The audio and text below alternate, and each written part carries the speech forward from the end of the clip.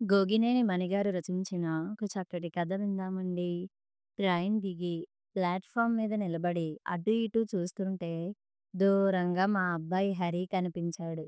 నన్ను చూసి చేయి ఊపి చకచకా నడుస్తూ నా దగ్గరకు వచ్చాడు. నేను దిగిన కంపార్ట్‌మెంట్ వైపు, నా వైపు ఒక క్షణం చిరాగ్గా చూశాడు. ఆ చూపులకు అర్థం నాకు తెలుసు. 2 రోజుల కిందటే ఫోన్ చేసి, "ఈ ప్రయాణం పెట్టించిన వాడికి రిజర్వేషన్ దొరకదని తెలియదా?" తెలుసు. ఎంతో కొంత ఖర్చు పెట్టి, ఏ పద్ధతి ద్వారానైనా ఏసీలో రిజర్వేషన్ సంపాదించుకోవాలనేదే వాడి ఉద్దేశం. మామూలుగా అయితే పర్వాలేదు గానీ, అనవసరంగా, అదనంగా పైసా అయినా ఖర్చు పెట్టకపోవటం నా పద్ధతి. అదే వాడికి చిరాకు. ఈ కంపార్ట్మెంట్‌లో నా వయసు వాళ్ళే ఇద్దరున్నారు. వాళ్ళతో కబుర్లు చెప్పుకుంటుంటే సరదాగా కాలక్షేపం అయిపోయింది. ఇబ్బందిగా లేదు. వాడి చూపులకి సంజాయిషీగా సమాధానం చెప్పాను. ఏసీ ఆన్ చేసిన కారులో బయలుదేరిన 4 నిమిషాల తర్వాత, "ఇప్పుడెలా ఉంది నాన్నా?" అన్నాడు. మా హైస్కూల్ రోజుల్లోని మా తెలుగు మాస్టారుని ఈ ప్రశ్న అడిగితే ఏం జవాబు చెబుతారో చెప్పనా? పన్నీటి సెలయేరులు పారుచున్నట్టి ఊరునందు ప్రవేశించినట్టులా ప్రాణమునకెంత హాయిగానున్నదో కదా! చిరునవ్వుతో చెప్పాను. మిమ్మల్నడిగితే ఎవరో ఏదో అంటారని చెబుతారేంటి? అన్నాడు. నా ఉద్దేశం కూడా అదే కాబట్టి అలా చెప్పాను. పోనీలెండి. ఏసీ లాంటి సౌకర్యాలొచ్చి మనుషుల్ని పాడు చేస్తున్నాయని అనకుండా నిజాన్ని నిజమేనని ఒప్పుకున్నారు అన్నాడు. మారుతున్న కాలాన్ని, పరిస్థితుల్ని నేను అర్థం చేసుకోనని వాడి అభిప్రాయం. ఇంటికి వచ్చాక నా సూట్‌కేస్‌ను ఒక పక్కన పెడుతూ, "ఈ ముసలిడొక్కును అవతల పారేసి ఓ కొత్త సూట్‌కేస్‌ను కొనవచ్చు కదా!" విసుక్కున్నాడు. మీ నాన్నమ్మ గాని ఈ మాటల్ని వింటే ఏమంటుందో తెలుసా? వయసు మళ్ళిన వాళ్ళకి రోగమొస్తే మందులిప్పిస్తారు గాని వీధిలోకి లాగిపడేయరు కదా! వస్తువుల్ని కూడా బాగు చేసుకుని పనికి వచ్చేంత వరకు వాడుకోవాలిరా బడుద్దాయ్ అంటుంది నవ్వుతూ అన్నాను. నా మాటలకు నా వైపు ఒక రకంగా చూసి నా ఎదురు కుర్చీలో కూర్చున్నాడు. ఆ చూపుల భావం ఏమిటో వాడే విడమర్చి చెప్పాడు. మీకు చాదస్తం బాగా పెరిగిపోతోంది. నా పేదరికాన్ని ప్రేమించటం ఒక గొప్ప లక్షణమని అనుకుంటారు. లోకంలో ఉన్న అన్ని సుఖాలను, సౌకర్యాలను మనము అందుకోగలగాలని మీకెందుకు అనిపించదో నాకర్థం కాదు. పైగా సంతృప్తిని మించిన సంపద లేదనుకుంటూ ఎదుగుదలకు పూర్తిగా ఫుల్ స్టాప్ పెట్టేస్తారు అంటూ నిట్టూర్చాడు. చెవిటి నేలలో చల్లిన విత్తనాలు మొలకెత్తవు. నా పట్ల వాడి అభిప్రాయం అది. నాకు నవ్వొచ్చింది. వాడి పట్ల నా అభిప్రాయం కూడా సరిగ్గా అదే మరి. తరాల అంతరం అంటే ఇదేనేమో లేచి నిలబడుతూ, "సరే ఇక రెడీ అవ్వండి. మా ఫ్రెండ్ భాస్కరం ఇంటికి లంచ్‌కి వెళ్ళాలని చెప్పా కదా!" అన్నాడు. కొత్త వాళ్ళింటికి భోజనానికంటే నాకు మొహమాటంగా ఉంది. ఇష్టం లేదు అన్నాను. "పర్వాలేదు. మీకు కాలక్షేపం బాగానే అవుతుంది. భాస్కరం వాళ్ళ నాన్న వాసుదేవరావు కూడా మీ జాతివాడే" అంటూ నవ్వాడు. మా జాతి అంటే చాదస్తపు జాతి కాబోలు. ఆ వాసుదేవరావు గారు తన చిన్నతనంలో వాళ్ళ నాన్నతో కలిసి ఒకసారి మా ఇంటికి వచ్చారట. అందుకని ఆయన నన్ను కలవాలనుకుంటున్నారని హరి చెప్పాడు. ఆయన 4 రోజుల్లో వాళ్ళ ఊరికి వెళ్ళిపోతారు కాబట్టి నన్ను భోజనానికి పిలిచారంటూ ఊరు నుండి రమ్మని తొందర చేశాడు. కోడలు పిల్లలతో పుట్టింటికి వెళ్ళిన ఈ సమయంలో ఎందుకంటే వినిపించుకోలేదు. నన్ను రమ్మనటానికి వాడు చెప్పిన కారణమే కాకుండా ఇంకేమైనా ఉందా అని అనుమానంగా ఉంది. వాళ్ళింటికి వెళ్తున్నప్పుడు హరి దారి పొడవునా చాలా కబుర్లు చెప్పాడు. చెబుతున్నప్పుడు ఆ గొంతులో ఎంత హుషారో! ఒక బిల్డింగ్ చూపించి ఆ ఇంటి యజమాని గురించి చెప్పాడు. 3 ఏళ్ల క్రితం అతను నెలకు 4, 5 వేలు వచ్చే ఉద్యోగం చేసేవాడు. రిజైన్ చేసి బిజినెస్ ప్రారంభించాక ఈ 3 ఏళ్లలో 100,00,00,000 సంపాదించాడట. 100,00,00,000 సంపాదించాడట. ఏం మ్యాజిక్ చేశాడో! ఒక గార్డెన్ చూపించి, అది ఎవరిదో, ఆయనెంత ఆస్తిపరుడో వివరిస్తుంటే, ఆయన పేరు పేపరులో చూసినట్లు గుర్తొచ్చి, ఏదో కుంభకోణంలో ఇరుక్కొని అరెస్టయిన సంగతి అడిగాను. అవునన్నాడు. భాస్కరం ఆయన బావమరిదితో కలిసి ఏదో బిజినెస్ ప్రారంభించబోతున్నాడని చెబితే, తెలిసి అలాంటి వాళ్ళతో చేతులు కలపటమేమిటి? ఆశ్చర్యంగా అన్నాను. నా అమాయకత్వానికి కాబోలు మా వాడు పెద్దగా నవ్వాడు. బిజినెస్ చేస్తే అలాంటి వాళ్ళతోనే చేయాలి. డబ్బు సంపాదించే తెలివితేటలే కాదు, తప్పులు జరిగినా తప్పించుకునే పరపతి ఉంది. ఇతనికి ఇక్కడే కాదు, సెంట్రల్ మినిస్టర్లతో కూడా పరిచయాలు, లావాదేవీలు ఉన్నాయి. అతను అరెస్ట్ అయ్యాడన్న మాటే గాని 4 గంటలైనా గడవక ముందే బయటికి వచ్చేశాడు. ఈ మధ్యనే అమ్మాయి పెళ్లి చేశాడు. శుభలేఖలతో పాటు పంచిపెట్టిన గిఫ్టులకే ఎన్నో కోట్లు ఖర్చు చేశాడని చెప్పుకున్నారు. ఆ పెళ్లికి మంత్రులు, యాక్టర్లు చాలా మందే వచ్చారు. ఈ రోజుల్లో ఎంత సంపాదించామనే దాన్ని బట్టి విలువ ఉంటుంది గానీ, ఎలా సంపాదించామనేది ఎవరూ పట్టించుకోరు అన్నాడు. దొంగతనాల్ని, దోపిడీల్ని కొత్త పద్ధతుల్లో చేస్తున్నంత మాత్రాన దొంగలు దొరలెలా అవుతారు? ఇది నాకు అర్థం కాని విషయం. ఈ కొత్త పద్ధతుల్ని కనిపెట్టిన వాళ్ళని మా వాడు కూడా మేధావులన్నట్లుగా మాట్లాడటమే నాకు విస్మయంగా ఉంది. భాస్కరం ఇంట్లో వాసుదేవరావు గారు నేనెంతో ఆత్మీయుడని అన్నట్లుగా పలకరించిన తీరు నాకు చాలా ఆనందాన్ని కలిగించింది. ఆయనది నా వయసే ఉంటుంది. మా నాన్నకి ఎంత గొప్ప పేరుందో, ఎంతమందికి ఎన్ని రకాలుగా సహాయాలు చేశారో, వాళ్ళ నాన్న ద్వారా విన్న సంగతుల్ని వాసుదేవరావు గారు గుర్తు చేసుకుంటుంటే నాకు సంతోషం, గర్వము కలిగాయి. భాస్కరం నాకు ఇల్లు చూపించమని హరికి పురమాయించగానే అది తనకు చాలా ఇష్టమైన పని అన్నట్లుగా ఆనందాన్ని మొహంలో చూపించాడు. ప్రతి గదిని, బాత్రూముల్ని చూపించటంతో పాటు ఫర్నిచర్, ఫ్లోరింగ్, టైల్స్ లాంటివన్నీ ఎక్కడెక్కడి నుండో తెప్పించారో, ఎంత ఖరీదువో వివరిస్తుంటే భాస్కరం కంటే ఆ ఇంటి గురించి మావాడికే ఎక్కువ తెలుసు కాబోలు అనిపించింది. పనిలో పనిగా పక్క అపార్ట్మెంట్ ఖాళీగా ఉంది. చూసొద్దామంటూ వెంటబెట్టుకెళ్ళాడు. ఖాళీగా ఉంటే మాత్రం ఎందుకు చూడాలో నాకర్థం కాలేదు. అడుగడుగునా ఐశ్వర్యపు ముద్రలు కనిపిస్తున్నట్లున్న అలాంటి అపార్ట్మెంట్స్‌ను నేను నిర్లిప్తంగా చూడటం, అబ్బుర పడకపోవటం మా వాడికి చిరాకు తెప్పించిందని ముఖ కవళికల్ని బట్టి గ్రహించాను. తర్వాత భోజనాలు చేశాం. డైనింగ్ టేబుల్ రకరకాల వంటకాలున్న వెండి గిన్నెలు, గాజు గిన్నెలతో కిక్కిరిసిపోయింది. భోజనాల దగ్గర వాసుదేవరావు గారు ఇంకొక సంగతి గుర్తు చేసుకున్నారు. ఆయన చిన్నతనంలో ఒకసారి వాళ్ళ నాన్నతో కలిసి మా ఇంటికి వచ్చారట. ఎవరో బంధువులింటికి వెళ్ళి తిరుగు ప్రయాణంలో మా నాన్నతో మాట్లాడాల్సిన పని ఉండి మా ఊళ్ళో ఆగారు. అప్పుడు బాగా ఆకలిగా ఉన్న వాసుదేవరావు వద్దని, వెంటనే ఇంటికి వెళ్ళిపోదామని గొడవ చేసినా వాళ్ళ నాన్న వినిపించుకోలేదట. మాట్లాడే పని అయ్యాక వాళ్ళు బయలుదేరుతుంటే మా అమ్మా నాన్న భోజనం చేసి వెళ్ళాలని ఆపేశారు. ఇదంతా చెప్పి ఆయన ఒక మాట అన్నారు. ఆకలెరిగి ఆప్యాయంగా వడ్డించిన భోజనం రుచి ఎంత గొప్పగా ఉంటుందో ఆ రోజే నాకు తెలిసింది అని. నా మనసు ఆనందంతో నిండిపోయింది. అవును, ఆప్యాయత, అభిమానాల రుచి అలాగే ఉంటుంది. మేం వచ్చేస్తున్నప్పుడు వాసుదేవరావు గారు నాతో, "మీరు వస్తున్నారని తెలిసి భోజనానికి పిలవమని నేనే చెప్పాను. మీరు వచ్చినందుకు చాలా ఆనందంగా ఉంది" అన్నారు. వీళ్ళింటికి భోజనానికి వెళ్ళాలనే మా వాడు నన్ను రమ్మంటున్నట్లు చెప్పాడు. ఈయనేమో నేను వస్తున్నానని తెలిసి భోజనానికి పిలిచానని అంటున్నారు. అంటే మా వాడు నన్ను రమ్మనటానికి ఇంకేదో కారణం ఉందని అర్థమైంది. అదేమిటో మరి. ఇంటికి వచ్చి కాసేపు విశ్రాంతి తీసుకున్న తర్వాత హాలులోకి వచ్చి కూర్చున్నాను. హరి ఎక్కడికో బయలుదేరడానికి తయారవుతుంటే, ఫ్రెండ్‌కి కారు ఇచ్చేయటానికి వెళ్తున్నావా? అడిగాను. వాడు ముసిముసి నవ్వుతా, కారు నాదే కొన్నాను అన్నాడు. నేను అవాక్కయ్యాను. కార్ల గురించి నాకు తెలియకపోయినా అది చాలా ఖరీదైన కారని అర్థమవుతోంది. దీనికే నేను ఆశ్చర్యపోతుంటే, భాస్కరం వాళ్ళ పక్కనున్న అపార్ట్మెంట్ కూడా కొన్నానని చల్లగా చెప్పాడు. కాకపోతే ఇంకా కొంత డబ్బు కట్టి తీసుకోవాలని అన్నాడు. అందుకే నాకు చూపించాడన్నమాట. బిజినెస్‌లో దెబ్బతిన్నాడని, అప్పులున్నాయని నాకు తెలుసు. ఏదో కిందా మీద పడుతూ కోలుకునే ప్రయత్నం చేస్తున్నాడని నేను అనుకుంటున్నాను. బిజినెస్ ప్రారంభించిన కొత్తలో మా ఊళ్ళోనే మా దూరపు బంధువు నాగయ్య దగ్గర హరి 4,00,000 అప్పు తీసుకున్నాడు. మంచి ధర వచ్చిందని నాగయ్య కొంత భూమి అమ్మాడు. ఆ విషయం తెలిసి హరి వెళ్ళి అడిగి తీసుకున్నాడు. పిల్ల పెళ్లి సమయానికి వడ్డీతో కలిపి అందుతుందని అతను ఆశపడ్డాడు. ఈ విషయం నాకు చాన్నాళ్ళ తర్వాత తెలిసింది. నాగయ్య కూతురికి సంబంధాలు చూడటం మొదలుపెట్టిన దగ్గర నుండి హరిని డబ్బు ఇమ్మని అడుగుతుంటే అదిగో ఇదిగో అనటం తప్ప ఖచ్చితంగా చెప్పటం లేదని నా దగ్గరికి వచ్చి ఫిర్యాదు చేశాడు. నేను హరిని అడిగి చూసినా అదే సమాధానం. నాగయ్య మళ్ళీ మళ్ళీ నా దగ్గరికి వచ్చి అడుగుతుంటే, వ్యాపారాలు చేసేవాళ్ళు సమయానికి ఇవ్వలేరని తెలియదా? అనవసరంగా వాడికెందుకు ఇచ్చావయ్యా అని కొంచెం అసహనం చూపించాను. మీ అబ్బాయి వచ్చి అడిగితే కాదని ఎలా అంటాను?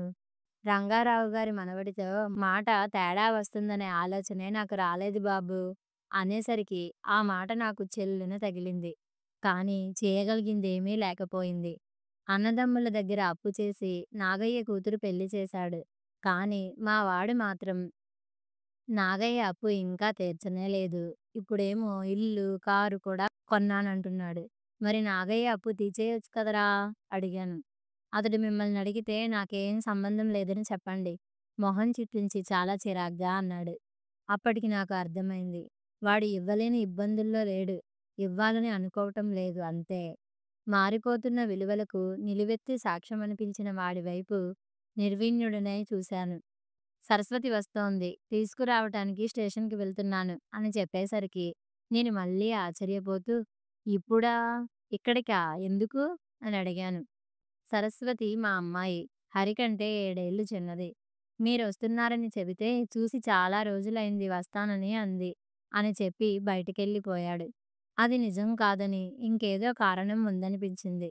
సరే రాని తెలుస్తుందిగా అనుకున్నాను. నా ఆలోచనలు సరస్వతి మీదకు మళ్ళాయి. చిన్నప్పుడు సరస్వతి మాటల్లో ఉట్టిపడే తెలివితేటల్ని చూసి పెద్ద చదువులు చదివించాలని ఆశపడ్డాను. అయితే ఉద్యోగం, బయట పనులతో బిజీగా ఉంటూ పిల్లల చదువుల పట్ల అంత శ్రద్ధ చూపించలేకపోయాను. వాళ్ళమ్మకైతే స్వతహాగానే శ్రద్ధ లేదు. వాళ్ళంతా వ్యాపారస్తులే. బిజినెస్ చేసి సంపాదించటానికి ఏదో నామమాత్రపు చదువు చాలనేది ఆమె ఉద్దేశం. మా నాన్నగారి ప్రెసిడెంట్‌గా ఎంత బిజీగా ఉన్నా నా చదువు గురించి ఆరా తీస్తుండేవారు. నేనలాంటి శ్రద్ధ పిల్లల పట్ల చూపించకపోవటం నా పొరపాటే. ఊళ్ళో గాని, బంధువుల ఇళ్లల్లో గాని పెళ్లి, పేరంటం ఏం జరిగినా తల్లితో పాటు అన్నింటికీ హాజరయ్యే సరస్వతికి చదువు మీద ఆసక్తి సన్నగిల్లింది. అంతేకాదు ఇంటర్‌లోనే ప్రేమలో పడింది. చదువయ్యాక ఆలోచిద్దామని నేనెంత నచ్చచెప్పబోయినా వినలేదు. పైగా ఆత్మహత్య చేసుకుంటానంటూ ఆఖరి అస్త్రం ప్రయోగించటంతో రాజీ పడ్డాను. తప్పలేదు. ఇంట్లో వాళ్ళంతా ఒకటైనప్పుడు నా మాట ఏం చెల్లుతుంది? నిశ్చయం చేసుకునే రోజున మా తరపు పెద్దలు, అబ్బాయి తరపు వాళ్ళు కూర్చొని కట్న కానుకల బేరసారాలు మొదలుపెట్టారు. వీలైనంత ఎక్కువ రాబట్టాలని వాళ్ళు, తగ్గించాలని మా వాళ్ళు తెలివితేటలు చూపిస్తుంటే, అక్కడే తచ్చాడుతున్న ప్రేమికులు ఇద్దరూ తమ లోకంలో తాముండి ముచ్చట్లు చెప్పుకుంటున్నారు. ప్రేమించిన అమ్మాయితో పెళ్ళికి ఆ బేరసారాలేమిటని వాళ్ళ అమ్మానాన్నల మీద చిరాకు పడతాడేమోనని ఊహించాను. అదేం లేదు సరికదా! పైగా ఆ సంభాషణలన్నీ ఆనందిస్తున్నట్లు కనిపించాడు. బాధ్యత తెలియని వాడిలా అనిపించటంతో నాకంత మంచి అభిప్రాయం కలగలేదు. ఆఖరి ప్రయత్నంగా ఇంకొకసారి ఆలోచించమని అమ్మాయికి నచ్చచెప్పాలని నేను అనుకుంటుంటే, వాళ్ళు వెళ్ళాక నాతో సరస్వతి, చూసావా నాన్నా, కట్నం అంటే కిషోర్‌కి ఎంత ఇష్టం లేకపోయినా పట్టుబడుతున్న అమ్మని ఎదిరించి ఒక్క మాట కూడా అనలేదు. అమ్మానాన్నలంటే కిషోర్‌కి అంత ప్రేమ, గౌరవం అంది. తన మొహంలోని మురిపెం చూసి నేనేం మాట్లాడలేకపోయాను. సరస్వతి పెళ్ళైన సంవత్సరానికే వాళ్ళమ్మ హార్ట్‌ఎటాక్‌తో చనిపోయింది. నేను ఒంటరివాడినయ్యాను. సంవత్సరం కిందట సరస్వతి నా దగ్గరికి ఒక ప్రతిపాదనతో వచ్చింది. కిషోర్‌కి ఒకరి దగ్గర చేతులు కట్టుకుని నిలబడే ఉద్యోగం చేయటం నచ్చదట. స్వతంత్రంగా సొంత తెలివితేటలతో ఎదగాలనే ఆలోచన ఉంది. అందుకే బిజినెస్ చేయాలనుకుంటున్నాడు. ఊళ్ళో నాకున్న 2 ఎకరాల పొలాన్ని అమ్మి, ఆ డబ్బును కిషోర్ బిజినెస్‌లో పెట్టుబడి పెట్టి, ఇక్కడ ఒక్కడిని ఉండనవసరం లేకుండా వాళ్ళతో పాటు ఉండి, ఏదో తోచిన పని కాలక్షేపానికి చేసుకోవచ్చన్నది మా అమ్మాయి ఇచ్చిన సలహా.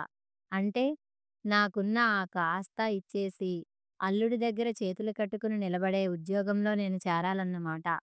ఈ మాట ఇలాగే చెప్పలేదు కానీ, నాకిష్టం లేదని అన్నాను. కోపగించుకుంది. నేను పట్టించుకోలేదు. తన పెళ్లితోనే నా బ్యాంక్ బ్యాలెన్స్ అంతా కరిగిపోయింది. పెన్షన్‌తో బాగానే గడుస్తున్నా, ఆ కాస్త ఆధారాన్ని వదులుకునే తెలివి తక్కువ పని చేయదలుచుకోలేదు. తల్లి లేని పుట్టిల్లు ఎలా ఉంటుందో తెలిసొచ్చింది. మా ఆయన, అత్తగారు వద్దనే అన్నారు. నేను పిచ్చిదానిలా కన్న కూతురి మాటకి విలువుండదా అని పరిగెట్టుకొచ్చాను. మీకు కన్న పిల్లల కంటే ఆ ఊరవతల జనమే ముఖ్యం అంటూ నిష్ఠూరాలేసి వెళ్ళిపోయింది. తను వేసిన నింద వెనుక ఒక కారణం ఉంది. ఒక ప్రభుత్వ పథకంలో భూముల్ని పోగొట్టుకున్న కొందరు రైతులకు మా నాన్న మా ఊళ్ళో ఆశ్రయం కల్పించారు. ప్రభుత్వంతో పోరాడి వాళ్ళకి ఊరవతల ఇళ్ల స్థలాలు సాగు చేసుకోవటానికి కొద్ది ధరకే బంజరు భూముల్ని ఇప్పించారు. పరిహారంగా వచ్చిన ఆ కాస్త డబ్బు అయిపోతే కూలీలుగా బ్రతకాల్సిన మమ్మల్ని రైతులుగా నిలబెట్టారంటూ నాన్న పట్ల కృతజ్ఞత చూపిస్తూ ఇల్లు కట్టుకున్న ఆ ప్రాంతానికి నాన్న పేరు మీద రంగారావు కాలనీ అని వాళ్ళు పేరు పెట్టుకున్నారు. నాన్న మాటంటే వాళ్ళకి వేదవాక్యే. నాన్న తరువాత వారసత్వంగా వాళ్ళ దగ్గర నుండి నాకు గౌరవ మర్యాదలు దక్కుతున్నాయి. ఎన్నికలప్పుడు ఓట్ల కోసం ఎవరూ ఆ కాలనీకి వెళ్లరు. నా దగ్గరికే వస్తారు. ఆ కాలనీలోని 30 కుటుంబాలు నేనేం చెబితే అదే చేస్తారు మరి. రిటైర్ అయిన తర్వాత రోజు కాసేపు ఆ కాలనీకి వెళ్ళి వాళ్ళ బాగోగులు చూస్తుంటాను. బ్యాంకు రుణాలు ఇప్పించటం, వ్యవసాయంలోని మెలకువలు, కొత్త విధానాలు చెప్పటం, వాళ్ళ పిల్లల చదువుల గురించి సలహాలివ్వటం ఇదే నేను చేసేది. సరస్వతికి పెళ్ళయ్యాక నేను గమనించినదేమిటంటే, తన మాటల్లో వాళ్ళాయన, అత్తగారి బాణీ మాత్రమే వినిపిస్తూ ఉంటుంది. తన గొంతు ఉండదు. తన మాటల్లో నాకు ఒక్కోసారి కిషోర్, మరొకసారి వాళ్ళ అత్తగారు కనబడతారు. ఒకసారి ఎప్పుడో సరస్వతికి చెప్పాను. పెళ్ళంటే ఒకరిని జతగా పొందటమే కానీ, నీ వ్యక్తిత్వాన్ని నిన్ను పోగొట్టుకోవటం కాదని. ఏం అర్థమైందో ఏమో గాని, అదేంటి నాన్న అలా అంటున్నారు అంటూ నవ్వేసింది. వెంటనే మా మనసు తెలుసుకొని మసలుకుంటూ మాలో కలిసిపోయే కోడలు దొరకటం మా అదృష్టం అంటూ మా అత్తగారెంత మురిసిపోతారో తెలుసా అంది. పోనీ అలా సుఖంగా ఉంటే చాలనుకున్నా. కొందరు పుట్టింటి నుండి డబ్బు తెస్తుంటే మురిపెంగా చూసి, ఆ తర్వాత నిజస్వరూపాలు చూపిస్తారు. వాళ్ళు అలాంటి బాపతు మనుషులు కాకుండా ఉంటే అంతే చాలని మనసులోనే భగవంతుడికి దండం పెట్టుకున్నా. సంవత్సరం క్రిందట నిష్ఠూరంగా మాట్లాడి వెళ్ళిన సరస్వతి మళ్ళీ ఇంటికి రాలేదు. అప్పుడప్పుడు ఫోన్‌లో ముక్కసరిగా మాట్లాడటమే. ఇప్పుడు వస్తుందంటే కారణం ఏమిటో నా ఊహకు అందడం లేదు. సరస్వతి వచ్చిన కాసేపటికే అసలు విషయం బయటకు రానే వచ్చింది. అదేమిటంటే, మా ఊరికి బాగా దగ్గరలో పెద్ద ప్రాజెక్ట్ ఏదో రాబోతోందనే విషయం భాస్కరానికి మంత్రివర్గంలో ఉన్న బంధువుల ద్వారా ముందుగా తెలిసింది. ఆ ప్రాజెక్ట్ వల్ల రంగారావు కాలనీలోని వాళ్ళు కష్టపడి సాగులోకి తెచ్చుకున్న భూములకి రేటు విపరీతంగా పెరుగుతుంది. అయితే ఆ విషయం బయట వాళ్ళకి తెలియక ముందే ఆ ప్రాజెక్టు కోసం ప్రభుత్వం మళ్ళీ భూముల్ని తీసేసుకోబోతోందనే పుకారును భాస్కరం గ్రూపు వాళ్ళు కల్పిస్తారు. అప్పుడు వాళ్ళు నా 2 ఎకరాలని పెరగబోయే మంచి రేటుకి కొంటారు. ఆ భూములు పోతాయనే విషయం తెలియని వాళ్ళెవరో కొనుక్కుంటున్నారని, ఆ కాలనీ వాళ్ళు కూడా అమ్మేసుకోవాలని తొందరపడతారు. అప్పుడు భాస్కరం గ్రూపు వాళ్ళు కొనేసుకుంటారు. ఎప్పుడో వచ్చే రేటు ఇప్పుడే వస్తుంది కాబట్టి మాకు లాభమే. గవర్నమెంట్ ఇచ్చే పరిహారం కంటే అమ్ముకుంటేనే కొంచెం ఎక్కువ డబ్బు వస్తుంది. బ్యాంక్‌లో వేసుకుంటే వ్యవసాయం చేస్తే వచ్చే దానికంటే ఎక్కువ వడ్డీయే వస్తుంది. కాబట్టి వాళ్ళకి లాభమే. భాస్కరం గ్రూప్ వాళ్ళకి రేటు బాగా పెరిగాక అమ్ముకుంటారు కాబట్టి వాళ్ళకి లాభమే హరి వివరించాడు.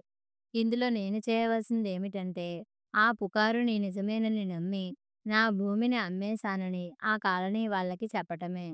అది చాలా చిన్న విషయమని హరి అన్నాడు గాని, నాకు మాత్రం అది నమ్మిన వాళ్ళని వెన్నుపోటు పొడిచే ద్రోహమే. డబ్బు వాళ్ళ దగ్గర ఎంతో కాలం నిలవదు. వాళ్ళు మళ్ళీ కూలీలుగా బతకాల్సిందే. నిజంగా ఆ భూములకి మంచి రేటు వస్తే, ఆ లాభం ఇన్నేళ్లు సాగు చేస్తున్న వాళ్ళకే దక్కాలి గాని, మధ్యలో ఇంకెవరో గెద్దల్లా తన్నుకుపోవటమా? దీనికి నేను సాయపడాలా? నా వల్ల కాదన్నాను. అప్పుడు సరస్వతి కల్పించుకుంది. తన సొంత గొడవ చెప్పింది. రియల్ ఎస్టేట్ బిజినెస్ చేస్తున్న కిషోర్, పార్ట్నర్ చేసిన మోసం వల్ల తెలియకుండా ఒక కేసులో ఇరుక్కున్నాడట. చేయని తప్పుకు శిక్ష అనుభవించాల్సి వస్తోంది. ఆ పార్ట్నర్ డిమాండ్ చేస్తున్న డబ్బు కట్టగలిగితే కేసు నుండి విముక్తి లభిస్తుంది. ఈ విషయం ఊళ్ళో నేను వేరే విధంగా విన్నాను. ఇద్దరికీ చెందాల్సిన డబ్బును కిషోర్ వాడేశాడు. తన వాటా ఇవ్వకపోతే అరెస్టు చేయిస్తానని కిషోర్ పార్ట్నర్ బెదిరిస్తున్నాడట. కిషోర్ సరస్వతికి అలా చెప్పి ఉంటాడు. ఆ సమయంలో నేను విన్న విషయం ప్రస్తావించటం ఎందుకని మౌనంగా ఉండిపోయాను. మా అమ్మాయి గద్గద స్వరంతో ఒక మాట అంది. అన్నయ్యకి అప్పులున్నాయి. మాకు ఇటువంటి ఇబ్బంది వచ్చి పడింది. అమ్మే ఉంటే పిల్లల అవసరాలకి మనం కాకపోతే ఇంకెవరు ఆదుకుంటారు అనేది కాదు. తల్లి లేని పిల్లల పట్ల ఇంత కఠినంగా ఎలా ఉండగలుగుతున్నావు నాన్నా? అచ్చం వాళ్ళ అత్తగారి బాణీయే అది. నేనిక మాట్లాడే అవకాశమే ఇవ్వకూడదన్నట్లుగా హరి నిక్కచ్చిగా స్పష్టంగా చెప్పేశాడు. ఆ భూమి అమ్మక తప్పదు నాన్నా. నేను వాళ్ళకి మాట ఇచ్చేశాను. ధర్మరాజంతటి వాడే అవసరానికి అబద్ధం చెప్పాడు. మనమెంత? మీ మాట మీద ఆ కాలనీ వాళ్ళకి గురి కాబట్టి, పుకారు నిజమేనా అని అడిగినప్పుడు అవునన్నట్లుగా తలోపటమేగా మీరు చేసేది. ఆ మాటల్లో ప్రాధేయత లేదు. హెచ్చరిక, ఆజ్ఞాపన మాత్రమే ఉన్నాయి. కాసేపటిలోనే భూమి రిజిస్ట్రేషన్ ఏ రోజో కూడా నిర్ణయించి చెప్పేశాడు. నేను మౌనంగా ఉండిపోయేసరికి వాళ్ళిద్దరి మొహాలలో ఆనందం పురివిప్పింది. రిజిస్ట్రేషన్ రోజు ఇద్దరూ వస్తామని చెప్పారు. డబ్బు పంచుకోవాలి కదా! ఆ రోజు అర్ధరాత్రే ఏదో ట్రైనుందని ప్రయాణమయ్యాను. ఉదయాన్నే ఊళ్ళో దిగాను. సూట్‌కేస్ చేతబట్టుకుని కాలినడకనే ఇంటికి బయలుదేరాను. నేనింకా ఒక విధమైన దిగ్భ్రాంతిలో ఉన్నాను. హరి నన్నెందుకు రప్పించాడో అప్పటికర్థమైంది. నగర జీవితంలోని విలాసాల్ని నాకు రుచి చూపించి, అందరూ ఏ దారిలోనైనా సరే ఎలా సంపాదించుకుని పెద్దవాళ్ళయిపోతున్నారో వివరించి, వాళ్ళు చేయాలనుకున్న పనికి నయానో భయానో నా దగ్గర నుండి లైసెన్స్ సంపాదించాలనుకున్నాడు. అలాగే చేశాడు కదా! నా స్వార్జితమైన ఆ 2 ఎకరాల భూమిని అమ్మనని ఎందుకు ఖచ్చితంగా చెప్పలేకపోయాను? వృద్ధులైన తల్లిదండ్రులు పిల్లల అభీష్టానికి వ్యతిరేకంగా ఏమీ చేయలేరా? వాళ్ళకి బందీలు కాక తప్పదా? పిల్లలిద్దరూ కలిసి నన్నెలా దిగ్బంధం చేశారో తలుచుకుంటుంటే నా ఆశ్చర్యానికి అంతే లేకుండా ఉంది. ఈ ఆలోచనలతో నడుస్తున్న నాకు చల్లటి గాలి తగులుతున్నా ఆహ్లాదంగా లేదు. అయితే నా మనసును అలరించే సంఘటనలు అప్పుడే ఎదురయ్యాయి. తాగుడెక్కువై ఈ మధ్యనే చనిపోయిన చెప్పులు కుట్టే జోగయ్య కూతురు జ్యోతి వేప చెట్టు నీడన కూర్చొని ఏదో చేస్తుంటే దగ్గరికి వెళ్ళాను. తన చిన్నారి చేతులతో చకచకా చెప్పులు కుడుతోంది. సెవెంత్ క్లాస్ చదువుతోందని తెలుసు. అందుకే ఇదేం పని? ఆశ్చర్యంగా అడిగాను. తనకి, తమ్ముడికి స్కూల్ వాళ్ళు ఫీజులు తీసుకోవటం లేదు. తల్లి కూలి పని చేసి ఇల్లు గడుపుతోంది. తండ్రి చేసిన అప్పులు తీర్చటం కోసం స్కూల్‌కెళ్ళే లోపున చెప్పులు కుడుతోందట.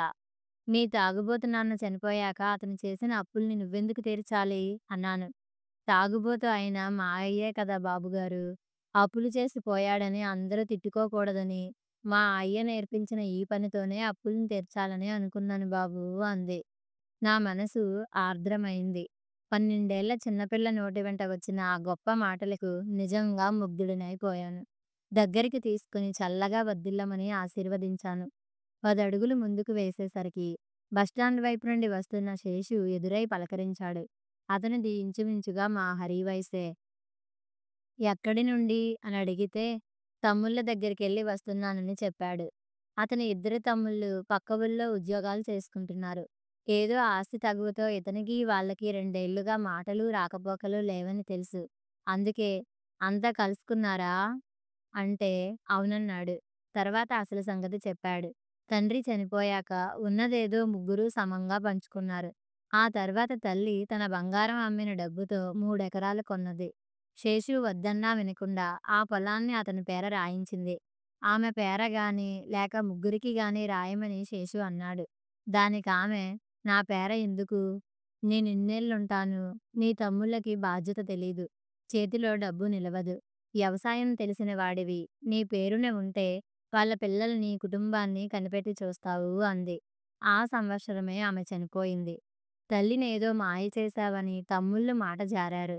అతనికి పౌరుషం వచ్చి అంతే అనుకోండి అంటూ పంతానికి పోయాడు. అలా దూరమైపోయారు.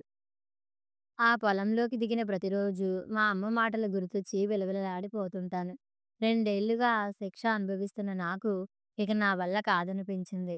మొన్న బయలుదేరి వాళ్ళ దగ్గరికి కుటుంబంతో వెళ్ళాను. నేను వచ్చినందుకు తమ్ముళ్ళు, మరదళ్ళు, పిల్లలు ఎంత పొంగిపోయారో. నేను పంట డబ్బులు ఇవ్వబోతే పెద్దవాడివి, పిల్లలకి నువ్వే ఏదో చేయి, మాకేం తెలియదు అని తీసుకోలేదు. ఈ 2 రోజులు పండగలా ఎంత ఆనందంగా గడిచాయో. ఆవిడ, పిల్లలు ఇంకో 2 రోజులుండి వస్తామంటే నేనొచ్చేశాను ఆనందంగా చెప్పాడు. నిజం శేషు. మనిషికి ఆత్మీయతానుబంధాలే నిజమైన ఆనందాన్నిస్తాయి. పెద్దవాడిగా నువ్వే అడుగు ముందుకేసి చాలా మంచి పని చేశావు. అతన్ని అభినందించాను. ఇంటికి వచ్చేసరికి నా మనసులోని భారమంతా పోయి చాలా ఉత్సాహంగా అనిపించింది. రిజిస్ట్రేషన్ అనుకున్న రోజు ఉదయానికే హరి, సరస్వతి వచ్చేశారు. 4 రోజుల కిందటే భాస్కరం వాళ్ళని రమ్మని, రిజిస్ట్రేషన్ చేసేశానని చెప్పేసరికి ఇద్దరూ తెల్ల మొహాలేశారు. ముందుగా సరస్వతితో ఒక మాట అన్నాను. చూడమ్మా, మీ అమ్మ ఉంటే మీ తరపున మాట్లాడేదని అన్నావు. కానీ నాకు మాత్రం నన్నే సమర్థించేదనిపిస్తోంది. బాధ్యతలన్నీ తీర్చుకొని విశ్రాంతిగా ఉంటున్న వయసులో తనకిష్టమైనట్లు నడుచుకునే హక్కు మీ నాన్నకి లేదా? మీ సమస్యల కోసం మీరు సంపాదించుకునే ప్రయత్నం చేయాలి గాని, ఇలా చేయాలని మీరు మీ నాన్నని శాసించడమేమిటి? పిల్లలు తల్లిదండ్రులకి పుత్రోత్సాహం కలిగించకపోయినా పర్వాలేదు గాని, చివరి దశలో తీరని దుఃఖాన్ని మాత్రం తెచ్చిపెట్టకూడదు అని మీకు చెప్పేది కాదంటావా? ఆలోచించు. ఆ తర్వాత హరికి చెప్పాడు. భాస్కరం వాళ్ళకి ఫోన్ చేసి నాకు ముందుగా డబ్బు అవసరం ఉంది కాబట్టి తొందరగా రిజిస్ట్రేషన్ చేయించుకోమని అడిగాను. అనుకున్న దానికంటే తక్కువ రేటుకి ఇస్తాను గానీ, రిజిస్ట్రేషన్ విషయం నీకు తెలియకూడదనే షరతు పెట్టాను. వాళ్ళకేం లాభమేగా ఆనందంగా ఒప్పుకున్నారు. సంపాదనే ముఖ్యం గానీ, ఏ దారిలో అన్నది పట్టించుకోకూడదన్నది మీ సూత్రమేగా. అందుకే భాస్కరం వాళ్ళు తమ లాభం చూసుకున్నారు గానీ, నన్ను ఒప్పించింది, అన్నీ మాట్లాడింది నువ్వే కనుక నీతో చెప్పకపోవటం అన్యాయమని వాళ్ళు అనుకోలేదు. అంతలోనే ఆవేశాన్ని అణుచుకొని శాంతంగా అన్నాను. మోసం చేసేవాళ్ళకి మోసపోయామనే బాధపడే హక్కు లేదు. నా సంపాదనలో నా స్వేదం మాత్రమే ఉంది. అన్యాయానికి, అక్రమానికి చోటు లేదు. ఈ సంతృప్తి నాకు జీవితాంతం ఉండాలి. అందుకే కాలనీ వాళ్ళకి నేను డబ్బు అవసరమై నా పొలాన్ని అమ్ముతున్నానే తప్ప ప్రాజెక్టు కోసం ప్రభుత్వం తీసేసుకుంటుందనే భయంతో కాదని చెప్పాను. అంతేకాదు పుకార్లు నమ్మి భూమిని అమ్ముకోవద్దని సలహా కూడా ఇచ్చాను. ఛ! ఇదీ చేశారా? పిడికిలితో నుదురు మీద కొట్టుకున్నాడు. ఆ భూములు కొనుగోలులో వీడికి వాటా ఉంది కాబోలు. నువ్వంత బాధపడాల్సిందేం లేదు. ఆ డబ్బును నేను దాచుకోలేదు. నాగయ్యకు లెక్క చూసి బాకీ తీర్చేశాను. కిషోర్ పార్ట్నర్‌నడిగి వివరాలు తెలుసుకొని కిషోర్ కట్టాల్సిన డబ్బును అతనికి పంపించాను. ఆ విధంగా మీ ఇద్దరికీ ఆ పొలం అమ్మిన డబ్బు అందింది కాబట్టి మీకు లాభమే. నాకు ఓ విధంగా లాభమే. నాగయ్య ఎదురుపడినప్పుడు తలదించుకోవాల్సిన పరిస్థితి నుండి తప్పించుకున్నాను కదా!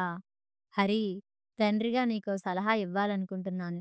ముళ్ళ దారిలో గుచ్చుకోకుండా గెంతుతూ త్వరగా పైకెళ్ళగలనని నువ్వు అనుకున్నా గానీ, ఎప్పుడో గట్టి ముల్లే గుచ్చుకుంటుంది. కోలుకోలేని గాయం చేస్తుంది. సవ్యమైన దారిలో సంపాదించేదే సంతోషాన్నిస్తుంది. ఒక క్షణం ఆగి మళ్ళీ చెప్పాను. విలువలకు పట్టం కట్టే నాలాంటి చాదస్తపు జాతి వాళ్ళు మా తరంలోనే కాదు, నీ తరంలోనూ, రాబోయే తరాలలోనూ ఉన్నారు.